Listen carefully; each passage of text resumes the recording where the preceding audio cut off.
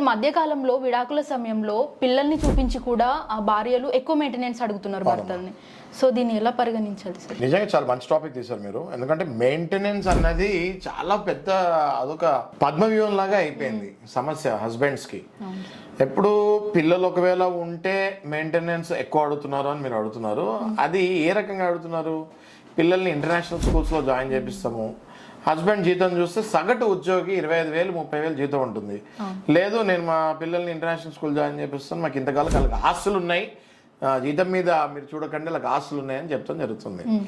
నేనేం చెప్తున్నానంటే హస్బెండ్స్కి, నిజంగానే మీకు కనుక అదర్ సోర్స్ ఆఫ్ ఇన్కమ్ అవి ఎక్కువ ఉంటే ఇస్తాం, తప్పులేదు. కానీ మీకు నిజంగానే 20-25,000 మీ జీతం ఉండి మెయింటెనెన్స్ మీ భార్య శృతి మించి అడుగుతుంది అన్నప్పుడు తప్పకుండా మీరు ఒక మంచి అడ్వకేట్ని అప్రోచ్ అవుతే మీ అసెట్స్ అండ్ లయబిలిటీస్, అంటే మీకు ఆస్తులు ఎంత అప్పులు ఎంత ఉన్నాయి, అదొకటి సబ్మిట్ చేసి మేము ఇంతకంటే ఎక్కువ ఇవ్వలేము, మా ఆస్తులు ఇవి, మా అంతస్తు ఇది, మా స్టేటస్ ఇది, నా ఇన్కమ్ ఇది క్లియర్గా జడ్జి గారికి చెప్తే తప్పకుండా జడ్జి గారు దాన్ని పండగిస్తారు.